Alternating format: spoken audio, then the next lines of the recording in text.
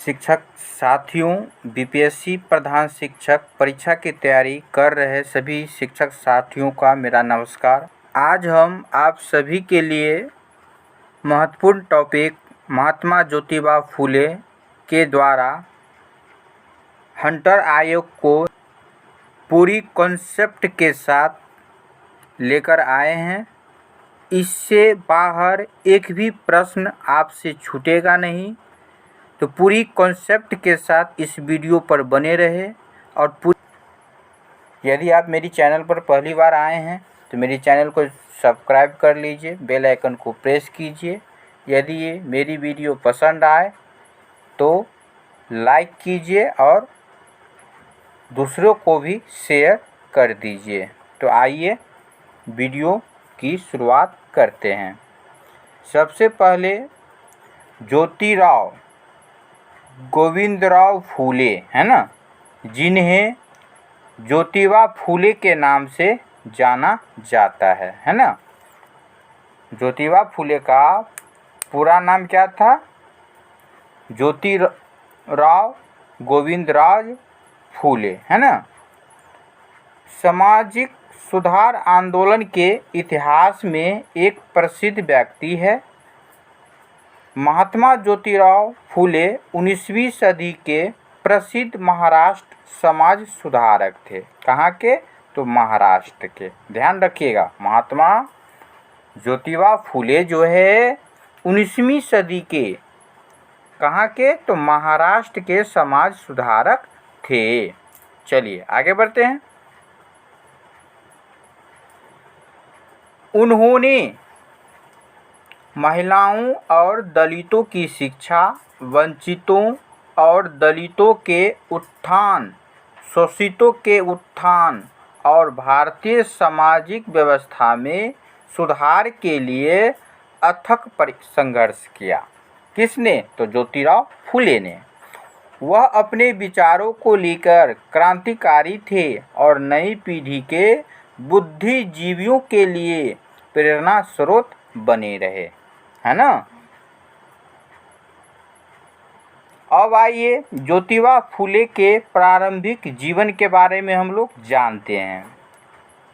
इससे 2 से 3 प्रश्न जरूर बनेंगे, इसीलिए वीडियो को स्किप मत कीजिए। यदि आप स्किप कीजिएगा तो हो सकता है कि जो चीज़ आपको कॉन्सेप्ट नहीं पढ़ पाइएगा तो हो सकता है वही क्वेश्चन परीक्षा में आ जाए। इसीलिए स्किप मत कीजिए और पूरी वीडियो को कॉन्सेप्ट के साथ पढ़िए, ताकि आपको यह कॉन्सेप्ट हमेशा के लिए याद हो जाए।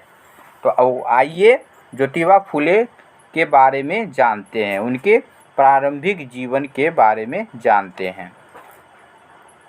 ज्योतिबा फूले की उनका पूरा नाम क्या था? तो ज्योतिराव गोविंदराव फूले, इसका याद रखिएगा। उसके पूरा नाम क्या था? ज्योतिराव गोविंदराव फूले। उनका जन्म जो हुआ था 11 अप्रैल 1827 ईस्वी को। उनकी मृत्यु जो हुई थी 28 नवंबर 1890 को। याद रखिएगा जन्म की तारीख और मृत्यु की तारीख। चलिए आगे बढ़ते हैं। उनको अन्य नामों से भी जानते हैं। उनका अन्य नाम से जानते हैं क्या क्या? ज्योतिबा फूले या महात्मा फूले, इन 2 नामों से जो है जानते हैं।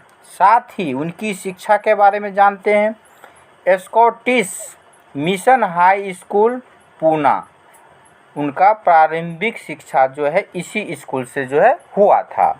उनके जीवन साथी का जो नाम था, मतलब उनकी पत्नी का जो नाम था, वह सावित्री बाई फूले, जो महिला जगत की प्रथम महिला है ना शिक्षिका बनी थी। कौन? तो सावित्री बाई फूले। उनके बच्चे कितने थे? तो 1 थे। उनके पिता का नाम क्या था? तो उनके पिता का नाम था गोविंदराव फूले। उनके पिता का नाम क्या था? गोविंदराव फूले, है ना। चलिए, इसकी माता का नाम था चिमनाबाई फूले, है ना, चिमनाबाई फूले। तो आप वीडियो को पॉज करके उसको जीवनी को आप नोट कर सकते हैं। अब आगे बढ़ते हैं। ज्योतिराव गोविंदराव फूले, जिन्हें अक्सर महात्मा ज्योतिबा फूले के नाम से जाना जाता है, एक महिला शिक्षा अग्रदूत है ना। एक महिला शिक्षा अग्रदूत के रूप में भी यह जो है जाना जाता है। चलिए आगे बढ़ते हैं। वह एक मानवतावादी लेखक, दार्शनिक और क्रांतिकारी थे, जिन्होंने एक लंबा समय सामाजिक समस्याओं से लड़ते हुए बिताया। किसने? तो ज्योतिबा राव फूले ने, है ना। चलिए उनके जन्म कहाँ हुआ था इसके बारे में थोड़ा पढ़ ले।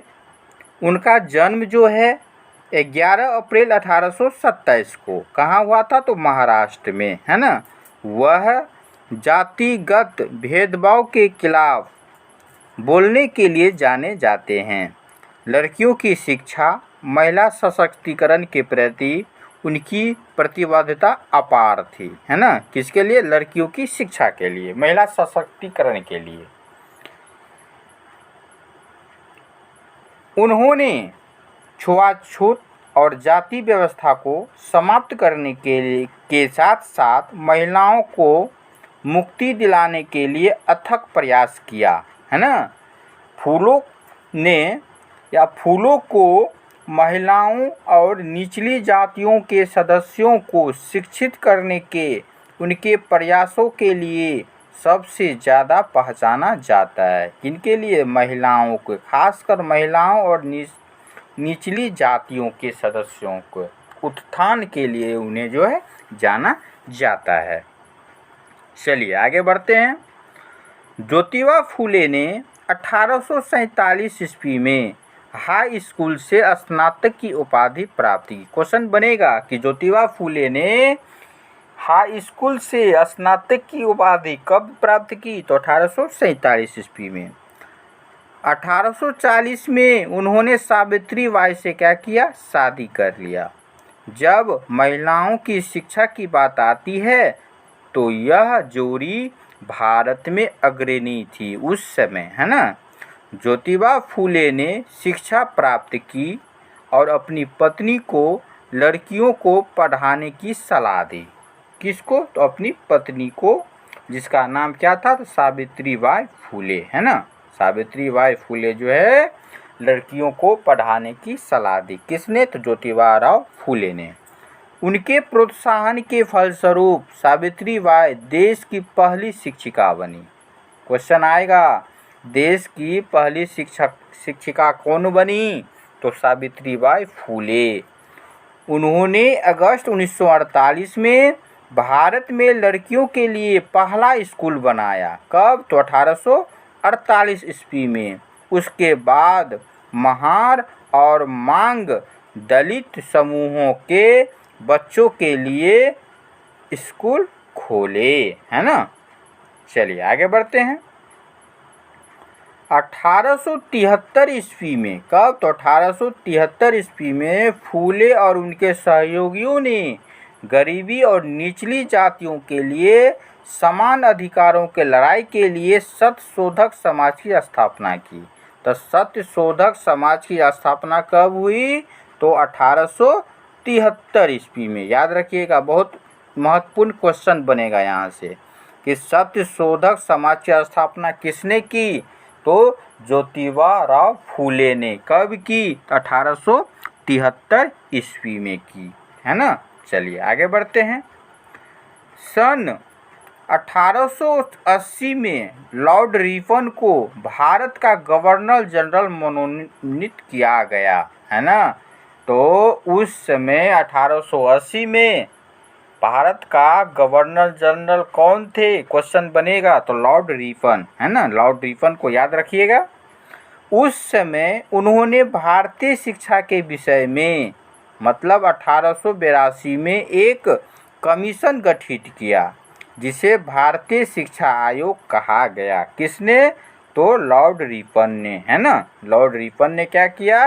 एक भारतीय शिक्षा आयोग का गठन किया। कब? तो 1882 में। विलियम हंटर की अध्यक्षता में आयोग का गठन होने के कारण इसका नाम क्या पड़ा? हंटर कमीशन, मतलब हंटर शिक्षा आयोग, है ना। इसके अध्यक्ष कौन थे? विलियम हंटर, याद रखिएगा। चलिए आगे बढ़ते हैं। उनकी प्रमुख बातें क्या क्या थी? हंटर आयोग, है ना, हंटर आयोग की प्रमुख बातें क्या क्या थी? तो उनकी प्रमुख बातें थी, प्राथमिक शिक्षा जो है व्यवहारिक होनी चाहिए, शैक्षिक रूप से पिछड़े इलाकों में शिक्षा विभाग स्थापित होना चाहिए, धार्मिक शिक्षा को प्रोत्साहन न दिया जाए, बालिकाओं के लिए सरल पाठ्यक्रम और निःशुल्क शिक्षा की व्यवस्था होनी चाहिए, है ना। चलिए आगे बढ़ते हैं। अनुदान, सहायता छात्र शिक्षक की संख्या और आवश्यकता के अनुपात में दिया जाए, देशी शिक्षा के पाठ्यक्रम में परिवर्तन न करके पूर्ववत चलने दिया जाए। हंटर का मत था कि देशी पाठशालाएं राष्ट्रीय शिक्षा प्रणाली में महत्वपूर्ण स्थान ग्रहण कर सकती है। किसका मत था? तो हंटर का मत था, विलियम हंटर का, है ना। क्या मत था? तो देशी पाठशालाएं जो हैं राष्ट्रीय शिक्षा प्रणाली में महत्वपूर्ण स्थान ग्रहण कर सकती है, याद रखिएगा ये कथन। चलिए अब आगे आइए। हंटर आयोग के सुझाव, क्या क्या सुझाव थे? तो प्राथमिक शिक्षा, माध्यमिक शिक्षा, उच्च शिक्षा, सहायता अनुदान व्यवस्था, स्त्री शिक्षा, है ना, ये सब इसका महत्वपूर्ण सुधार थे। इसके अलावा क्या था कि आदिवासी और परिवर्तित जातियों की शिक्षा, जिसको लोक भाषा में शिक्षा देनी चाहिए, देशी पाठशालाएं जो पंडितों और मौलवियों के विद्यालयों को मान्यता तथा अनुदान प्रदान किया जाए, है ना। इसके अलावा क्या था? नम्मा कि उच्च और निम्न सभी प्रकार के देशी विद्यालयों को सरकार प्रोत्साहन दे, विद्यालय के निर्धन छात्रों को छात्रवृत्ति दी जाए। इस आयोग के तहत 2 विश्वविद्यालयों की स्थापना की गई। कहाँ कहाँ की गई 2 विश्वविद्यालय की स्थापना?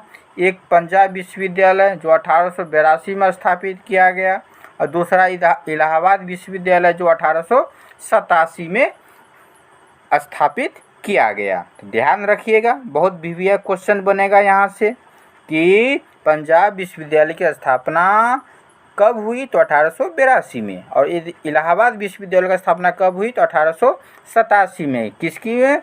किस आयोग के गठन के बाद? तो हंटर आयोग के गठन के बाद, है ना। चलिए आगे बढ़ते हैं। 12वां सुझाव क्या था कि आयोग के शिक्षा का उत्तरदायित्व जो है भारतीयों को देने का सुझाव दिया, जिससे देश में राष्ट्रीय चेतना जागृत हुई। आयोग ने भारतीय शिक्षा के विकास के लिए एक निश्चित नीति दी, है ना। चलिए आगे बढ़ते हैं। हंटर आयोग के सिफारिशों के लागू होने के बाद अगले 2 दशक तक देश में शिक्षा का उल्लेखनीय विकास हुआ। सही बात है। विकास इस प्रकार हुआ कि पंजाब में विश्वविद्यालय की स्थापना हुई, अर्थात साथ ही इलाहाबाद विश्वविद्यालय की स्थापना भी हुई। कहाँ कब हुई? तो 1882 में, एक इलाहाबाद का जो है 1887 में ईस्वी में हुई। चलिए आगे बढ़ते हैं। ज्योतिबा फूले, है ना, ज्योतिबा फूले जो है के बारे में आगे पढ़ते हैं। अब कैसे क्या है? शिक्षा और सामाजिक सुधार हेतु सदा समर्पित रहे। कौन? ज्योतिबा राव फूले, है ना, शिक्षा और सामाजिक सुधार हेतु। बिल्कुल पूरी कॉन्सेप्ट के साथ हम आज बता रहे हैं। अगर ये आप पूरा कॉन्सेप्ट इस वीडियो को अंत तक देख लेते हैं तो आपका पूरा कॉन्सेप्ट क्लियर हो जाएगा, और इस चैप्टर से यदि कहीं से भी क्वेश्चन आएंगे तो ज़रूर आप उसको हल कर लेंगे, आराम से हल कर लेंगे। इसीलिए पूरे अंत तक इस वीडियो को देखिए और अपनी तैयारी को मजबूती प्रदान करें। मैं 100% आप सफल होंगे। सिर्फ आप इस वीडियो को अंत तक देखिए, अब पूरी कंसेप्ट को क्लियर कीजिए। चलिए आगे बढ़ते हैं। 19वीं सदी के समाज सुधारक ज्योतिबा फूले आजीवन वंचितों, शोषितों और महिलाओं के सशक्तिकरण में लगे रहे, आजीवन भर, है ना। चलिए आगे बढ़ते हैं। डॉक्टर भीमराव अम्बेडकर भी उन्हें अपना प्रेरणा स्रोत मानते थे। कौन? तो डॉक्टर भीमराव अम्बेडकर भी। महिलाओं का सशक्तिकरण ज्योतिबा फूले तो थॉमस पेन, ध्यान रखिएगा, थॉमस पेन की पुस्तक द राइट्स ऑफ मेन से काफ़ी प्रभावित थे। क्वेश्चन बनेगा, महिला का सशक्तिकरण ज्योतिबा फूले किस विद्वान के पुस्तक से प्रभावित थे? तो विद्वान का नाम दे देंगे, तो इसमें आप रखिएगा थॉमस पेन की पुस्तक। तो थॉमस पेन की पुस्तक का क्या नाम था? तो याद रखिएगा the right of man. Question बनेगा, है ना। उस पुस्तक से वे काफ़ी प्रभावित थे। ठीक है, चलिए आगे बढ़ते हैं। अब है कि 1848 में उन्होंने लड़कियों के लिए पुणे में पहला स्कूल खोला। कहाँ खोला? तो पुणे में, याद रखिएगा। अपनी पत्नी सावित्री फुले को पढ़ा लिखाकर इस स्कूल का प्रथम प्रिंसिपल बनाया। किस स्कूल का? तो पुणे में जो स्कूल खोला गया उस स्कूल का प्रिंसिपल बनाया। तो इस तरह सावित्रीबाई फुले भारत की पहली शिक्षिका थी। इसके बाद उन्होंने कई स्कूलों में की स्थापना किया। साथ ही वह बाल विवाह के खिलाफ और विधवा विवाह के समर्थक थे। ध्यान रखिएगा, बाल विवाह के खिलाफ थे या साथ साथ विधवा विवाह के समर्थक थे, है ना। चलिए आगे बढ़ते हैं। साल 1853 में उन्होंने विधवाओं के लिए एक आश्रम खोला। क्या खोला? एक आश्रम। किसके लिए? विधवाओं के लिए, जिसमें सभी जाति की महिलाएं सम्मान के साथ रह सकती थी। ज्योतिबा ने साल 1855 में प्रौढ़ शिक्षा की शुरुआत किया। ज्योतिबा फुले ने, क्वेश्चन बनेगा कि ज्योतिबा फुले ने प्रौढ़ शिक्षा की शुरुआत कब की? तो 1855 ईस्वी में। उन्होंने मजदूरों और गृहिणियों के लिए रात्रि पाठशालाएं खोली एवं अध्यापन कार्य चलाया। चलिए, प्रौढ़ शिक्षा की स्थापना कब हुई या प्रौढ़ शिक्षा की शुरुआत कब की? तो 1855 में, याद रखिएगा। चलिए अब है सत्यशोधक समाज की स्थापना। किसके द्वारा? तो ज्योतिबा राव फूले के द्वारा। कब हुआ? तो 1873 में, है ना, याद रखिएगा। दलित और कमजोर वर्ग को न्याय दिलाने हेतु ज्योतिबा फूले ने सत्यशोधक समाज की स्थापना किया। तो क्वेश्चन बनेगा कि सत्यशोधक समाज की स्थापना किस उद्देश्य के लिए की गई थी? तो याद रखिएगा, दलितों और कमजोर वर्ग को न्याय दिलाने हेतु, है ना। चलिए आगे बढ़ते हैं। ज्योतिबा इस संस्था के पहले अध्यक्ष बने, है ना। ज्योतिबा राव जो थे इस संस्था के, कौन संस्था? तो सत्यशोधक समाज, प्रथम अध्यक्ष बने। उनकी पत्नी जो है सावित्रीबाई फुले ने पहली महिला विभाग की प्रमुख बनी, है ना। यह संस्था बिना पुजारी और दहेज के शादी का आयोजन करती थी। सत्यशोधक समाज का मुख्य उद्देश्य था क्या? कि पिछड़ी जातियों को शोषण से मुक्त कराना। मुख्य उद्देश्य, ध्यान रखिएगा, क्वेश्चन पूछ देगा कि सत्यशोधक समाज का मुख्य उद्देश्य क्या था? तो पिछड़ी जातियों को शोषण से मुक्त कराना। चलिए आगे बढ़ते हैं। सत्यशोधक समाज की मान्यताएं यह थी कि भगवान और भक्त के बीच कोई मध्यस्थ की आवश्यकता नहीं है। बिल्कुल सही बात है, भगवान और भक्त के बीच कोई भी मध्यस्थ की आवश्यकता नहीं है। ऐसे मध्यस्थों की तरफ से लादी गई धार्मिक दासता को समाप्त करना और सभी जातियों के स्त्री और पुरुषों की शिक्षा उपलब्ध कराना ही इस संस्था का मुख्य उद्देश्य था, है ना, सत्यशोधक समाज का। तो वीडियो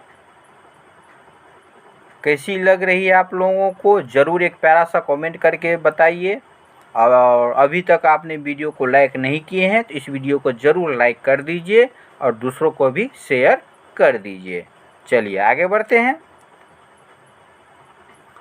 सत्यशोधक समाज की स्थापना के कुछ समय बाद ही इसकी शाखाएं मुंबई, पुणे के शहरी और ग्रामीण क्षेत्रों में स्थापित होने लगी, है ना। कुछ समय के बाद ही कहाँ कहाँ, तो मुंबई और पुणे के शहरी और ग्रामीण दोनों क्षेत्रों में।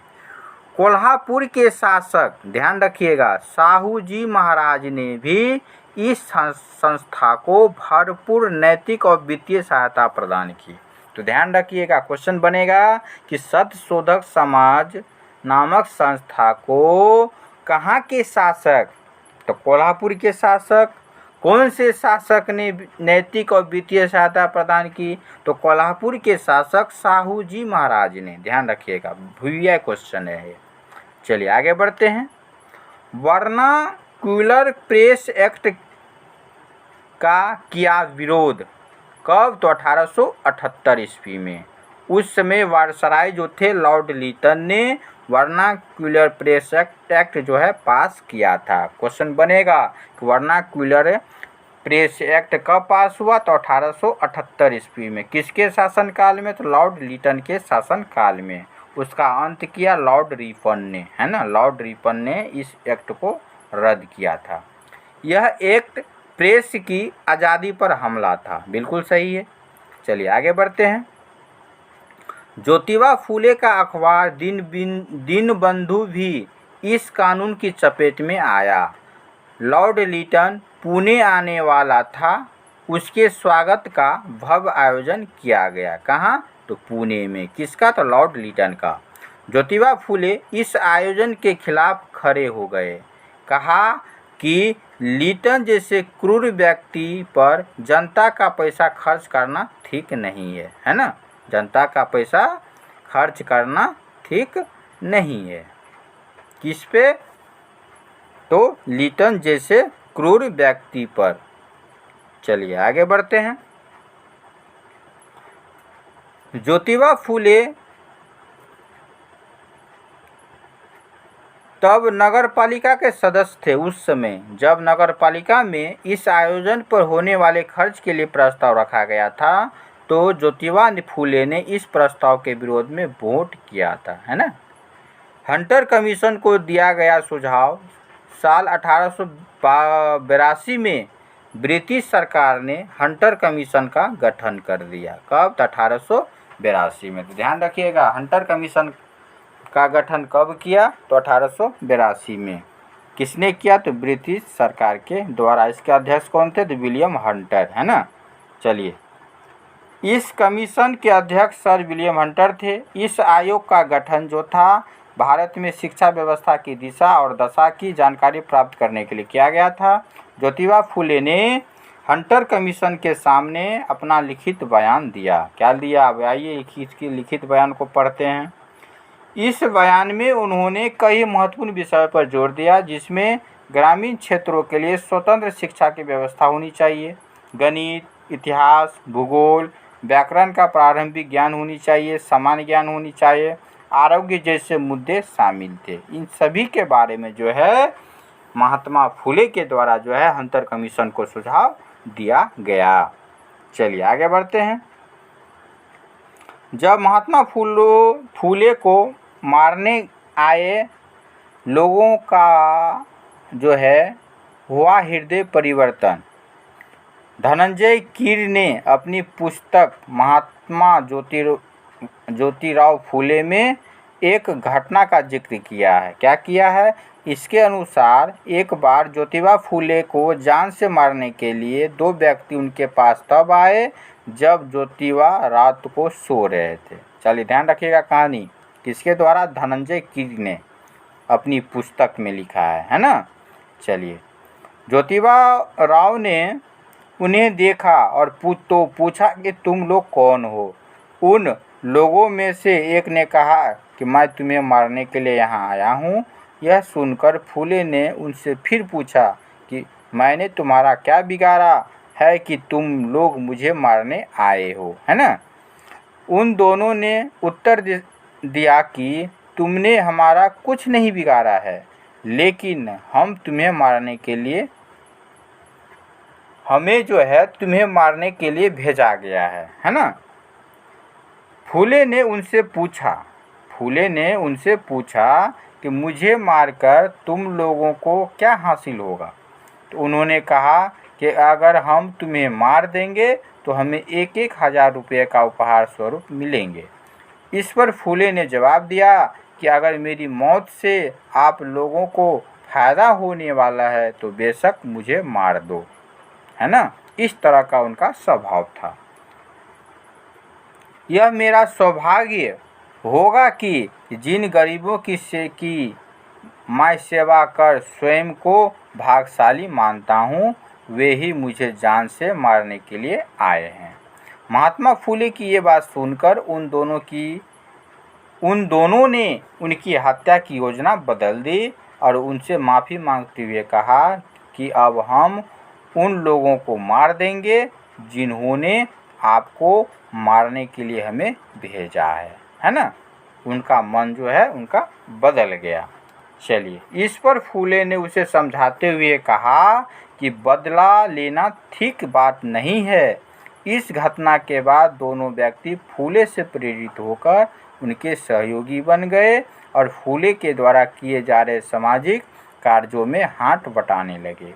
ज्योतिबा फूले की महत्वपूर्ण रचनाएं 1873 में ज्योतिबा फूले ने गुलामगिरी की रचना की। कब की? 1873 में। तो गुलामगिरी की रचना जो है ज्योतिबा फूले की महत्वपूर्ण रचना मानी जाती है। ध्यान रखिएगा, क्वेश्चन बनेगा गुलामगिरी। इसके अलावा जो था, उन्होंने तृतीय रत्न नामक पुस्तक, फिर छत्रपति शिवाजी, किसान का कोरा, अछूतों की कैफियत, ये महत्वपूर्ण रचना मानी जाती है। किनका? तो ज्योतिबा राव फूले का। क्वेश्चन बनेगा। एक सभी किताब जो है आप कॉपी पर नोट कर सकते हैं, कॉपी पर वीडियो को पॉज करके नोट कर लीजिए। चलिए आगे बढ़ते हैं। चलिए, कब कब की कौन कौन सी रचना कब हुई इसके बारे में जानकारी प्राप्त करते हैं। तृतीय रत्न है ना, नाटक है। क्या है? नाटक है। 1855 में जो है उसको लिखा गया। छत्रपति राजा शिवाजी का पमवाड़ा है ना, 1869 में, है ना।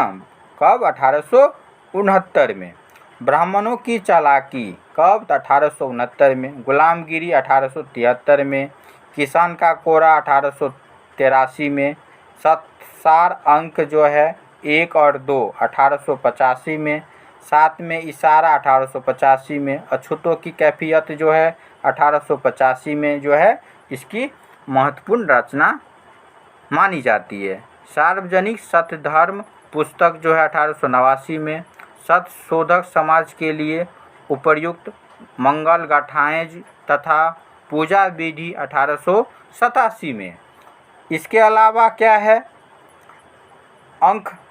अंकडाडी काव्य रचनाएँ, रचना काल ज्ञात नहीं है उनका, फिर भी ये जितने भी पुस्तक है उनके द्वारा जो है लेखन कार्य किया गया, उनकी प्रमुख रचनाएं मानी जाती है। सभी रचनाएं को आप अपनी कॉपी नोटबुक पर लिख सकते हैं। इससे एक क्वेश्चन जरूर आएगा, इसीलिए आप लोग उसको नोट करके उसको याद कर लीजिए। चलिए आगे बढ़ते हैं। ज्योतिबा राव ने कृष्णराव भालकर की मदद से किसानों, मजदूरों और अन्य श्रमिक वर्ग की आवाज़ उभारने के उद्देश्य से 1877 में एक साप्ताहिक अखबार दीनबंधु का भी प्रकाशन शुरू किया। ध्यान रखिएगा, ज्योतिबा ने किनकी मदद से? तो कृष्णराव भालेकर की मदद से, है ना।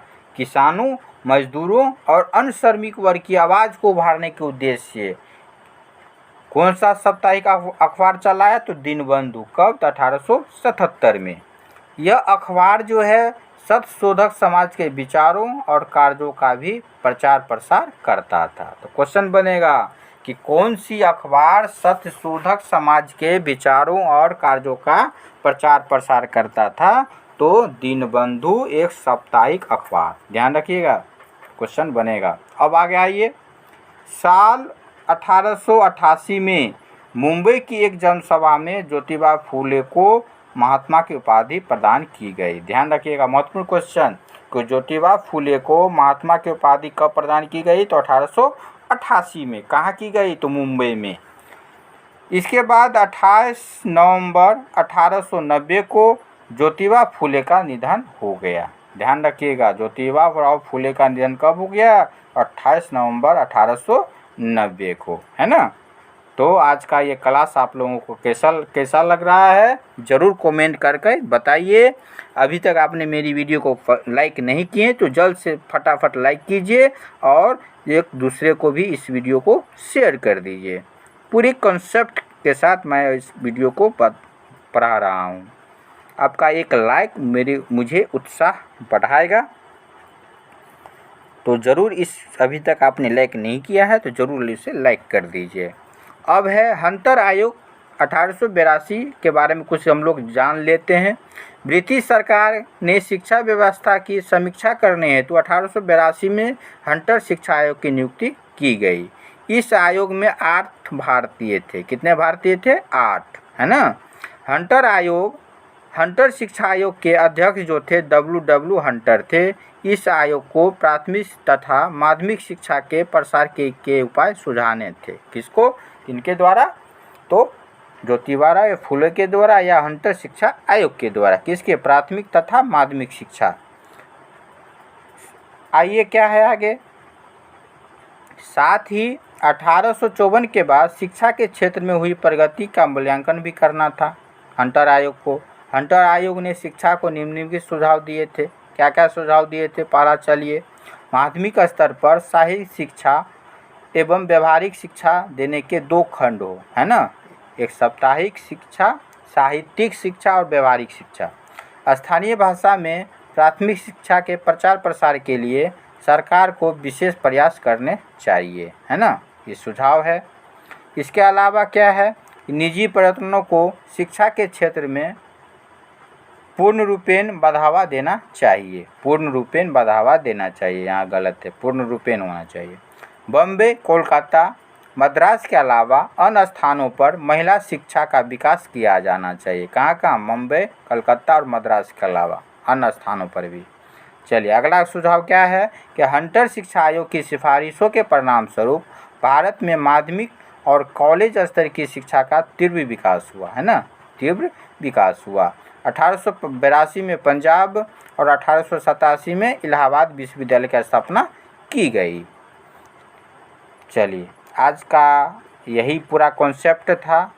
मैं आशा करता हूँ कि आप लोगों को यह वीडियो पूरी कॉन्सेप्ट के साथ समझ में आ गया होगा और इस कॉन्सेप्ट से रिलेटेड जितने भी क्वेश्चन बनेंगे और ये सभी क्वेश्चन जो है कॉन्सेप्ट के पर आधारित क्वेश्चन आप सभी के लिए जस्ट नेक्स्ट वीडियो में लाएंगे। तो उस वीडियो को देखने के लिए आप सभी को मेरी चैनल को सब्सक्राइब करना होगा, बेल आइकन को प्रेस करना होगा। जैसे ही इस कॉन्सेप्ट के आधारित वीडियो को अपलोड करेंगे तो जिसकी सूचना आप लोगों को सबसे पहले पहुँचे।